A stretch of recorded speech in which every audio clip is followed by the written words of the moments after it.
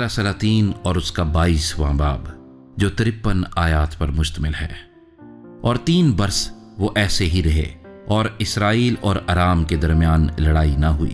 اور تیسرے سال یہودا کا بادشاہ یہوشافط شاہ اسرائیل کے ہاں آیا، اور شاہ اسرائیل نے اپنے ملازموں سے کہا، کیا تم کو معلوم ہے کہ رامات جلاد ہمارا ہے، پر ہم خاموش ہیں اور شاہ ارام کے ہاتھ سے اسے چھین نہیں لیتے؟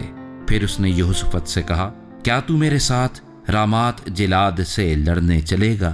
یہوشافط نے شاہ اسرائیل کو جواب دیا، میں ایسا ہوں جیسے تو، میرے لوگ ایسے ہیں جیسے تیرے لوگ، اور میرے گھوڑے ایسے ہیں جیسے تیرے گھوڑے۔ اور یہوشافط نے شاہ اسرائیل سے کہا، ذرا آج خداوند کی مرضی بھی تو دریافت کر لے۔ تب شاہ اسرائیل نے نبیوں کو جو قریب 400 آدمی تھے اکٹھا کیا اور ان سے پوچھا، میں رامات جلاد سے لڑنے جاؤں یا باز رہوں؟ انہوں نے کہا، جا، کیونکہ خداوند اسے بادشاہ کے قبضے میں کر دے گا۔ لیکن یہوشافط نے کہا، کیا ان کو چھوڑ کر یہاں خداوند کا کوئی نبی نہیں ہے تاکہ ہم اس سے پوچھیں؟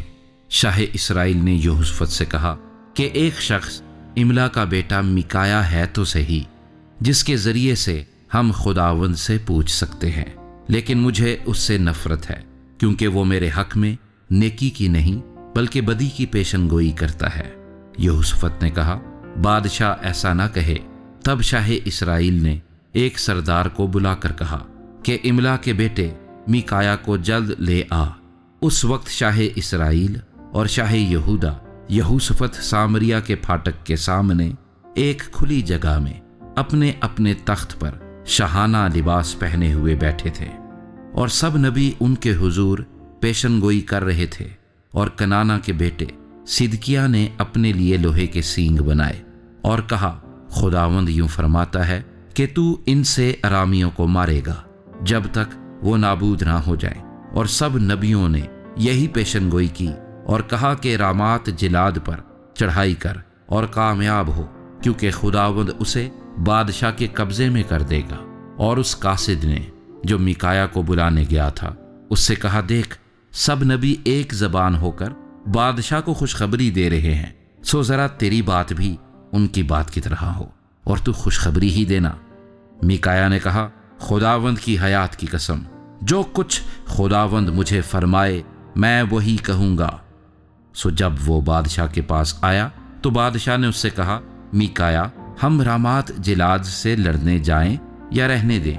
اس نے جواب دیا، جا اور کامیاب ہو، کیونکہ خداوند اسے بادشاہ کے قبضے میں کر دے گا۔ بادشاہ نے اس سے کہا، میں کتنی مرتبہ تجھے قسم دے کر کہوں کہ تو خداوند کے نام سے حق کے سوا اور کچھ مجھ کو نہ بتائے؟ تب اس نے کہا، میں نے سارے اسرائیل کو ان بھیڑوں کی مانند جن کا چوپان نہ ہو پہاڑوں پر پراگندہ دیکھا، اور خداوند نے فرمایا کہ ان کا کوئی مالک نہیں، سو وہ اپنے اپنے گھر سلامت لوٹ جائیں۔ تب شاہ اسرائیل نے یہوشافط سے کہا، کیا میں نے تجھ کو بتایا نہیں تھا کہ یہ میرے حق میں نیکی کی نہیں بلکہ بدی کی پیشن گوئی کرے گا؟ تب اس نے کہا، اچھا، تو خداوند کے سخن کو سن لے۔ میں نے دیکھا کہ خداوند اپنے تخت پر بیٹھا ہے اور سارا آسمانی لشکر اس کے دہنے اور بائیں کھڑا ہے، اور خداوند نے فرمایا، کون اخیب کو بہکائے گا تاکہ وہ چڑھائی کرے اور رامات جلاد میں کھیت آئے؟ تب کسی نے کچھ کہا اور کسی نے کچھ، لیکن ایک روح نکل کر خداوند کے سامنے کھڑی ہوئی اور کہا، میں اسے بہکاؤں گی۔ خداوند نے اس سے پوچھا، کس طرح؟ اس نے کہا، میں جا کر اس کے سب نبیوں کے منہ میں جھوٹ بولنے والی روح بن جاؤں گی۔ اس نے کہا، تو اسے بہکا دے گی اور غالب بھی ہوگی، روانہ ہو جا اور ایسا ہی کر۔ سو دیکھ، خداوند نے تیرے ان سب نبیوں کے منہ میں جھوٹ بولنے والی روح ڈالی ہے، اور خداوند نے تیرے حق میں بدی کا حکم دیا ہے۔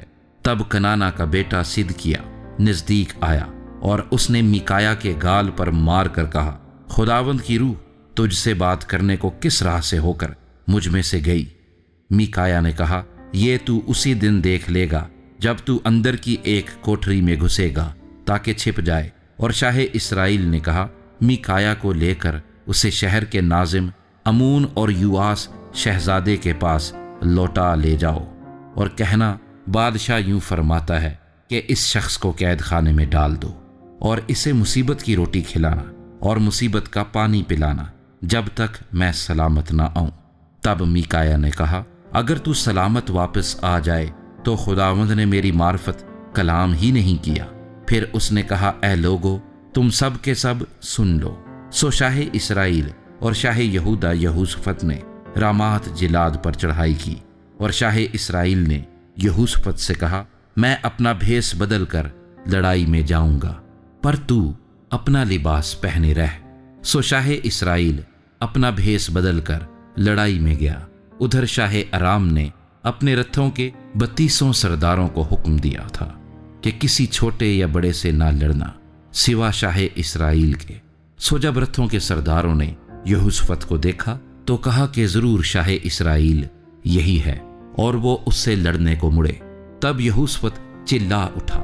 جب رتھوں کے سرداروں نے دیکھا کہ وہ شاہ اسرائیل نہیں تو وہ اس کا پیچھا کرنے سے لوٹ گئے، اور کسی شخص نے یوں ہی اپنی کمان کھینچی اور شاہ اسرائیل کو جوشن کے بندوں کے درمیان مارا۔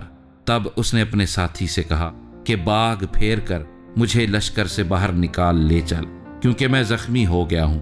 اور اس دن بڑے گھمسان کا رن پڑا، اور انہوں نے بادشاہ کو اس کے رتھ ہی میں ارامیوں کے مقابل سنبھالے رکھا، اور وہ شام کو مر گیا، اور خون اس کے زخم سے بہہ کر رتھ کے پائیدان میں بھر گیا۔ اور آفتاب غروب ہوتے ہوئے لشکر میں یہ پکار ہو گئی کہ ہر ایک آدمی اپنے شہر اور ہر ایک آدمی اپنے ملک کو جائے۔ سو بادشاہ مر گیا اور وہ سامریا میں پہنچایا گیا، اور انہوں نے بادشاہ کو سامریا میں دفن کیا، اور اس رتھ کو سامریا کے تالاب میں دھویا۔ کسبیاں یہیں غسل کرتی تھیں، اور خداوند کے کلام کے مطابق جو اس نے فرمایا تھا، کتوں نے اس کا خون چاٹا۔ اور اخیب کی باقی باتیں اور سب کچھ جو اس نے کیا تھا، اور ہاتھی دانت کا گھر جو اس نے بنایا تھا، اور ان سب شہروں کا حال جو اس نے تعمیر کیے، سو کیا وہ اسرائیل کے بادشاہوں کی تواریخ کی کتاب میں قلم بند نہیں؟ اور اخیب اپنے باپ دادا کے ساتھ سو گیا، اور اس کا بیٹا اخزیہ اس کی جگہ بادشاہ ہوا۔ اور آسا کا بیٹا یہوشافط شاہ اسرائیل اخیب کے 4 سال سے یہودا پر سلطنت کرنے لگا۔ اور جب یہوشافط سلطنت کرنے لگا تو 35 برس کا تھا، اور اس نے یروشلیم میں 25 برس سلطنت کی۔ اس کی ماں کا نام عزوبہ تھا، جو سلہی کی بیٹی تھی۔ وہ اپنے باپ آسا کے نقش قدم پر چلا، اس سے وہ مڑا نہیں، اور جو خداوند کی نگاہ میں ٹھیک تھا اسے کرتا رہا، تو بھی اونچے مقام ڈھائے نہ گئے۔ لوگ ان اونچے مقاموں پر ہنوز قربانی کرتے اور بخور جلاتے تھے۔ اور یہوشافط نے شاہ اسرائیل سے صلح کی، اور یہوشافط کی باقی باتیں اور اس کی قوت جو اس نے دکھائی، اور اس کے جنگ کرنے کی کیفیت، سو کیا وہ یہودا کے بادشاہوں کی تواریخ کی کتاب میں قلم بند نہیں؟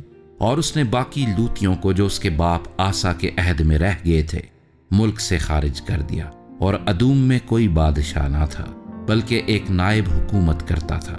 اور یہوشافط نے ترسیس کے جہاز بنائے تاکہ اوفیر کو سونے کے لیے جائیں، پر وہ گئے نہیں، کیونکہ وہ ایسون جابر ہی میں ٹوٹ گئے۔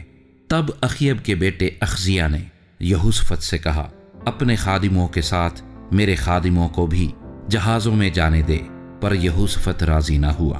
اور یہوشافط اپنے باپ دادا کے ساتھ سو گیا، اور اپنے باپ داؤد کے شہر میں اپنے باپ دادا کے ساتھ دفن ہوا، اور اس کا بیٹا یہورام اس کی جگہ بادشاہ ہوا۔ اور اخیب کا بیٹا اخزیہ شاہ یہودا یہوشافط کے 17ویں سال سے سامریا میں اسرائیل پر سلطنت کرنے لگا، اور اس نے اسرائیل پر 2 برس سلطنت کی۔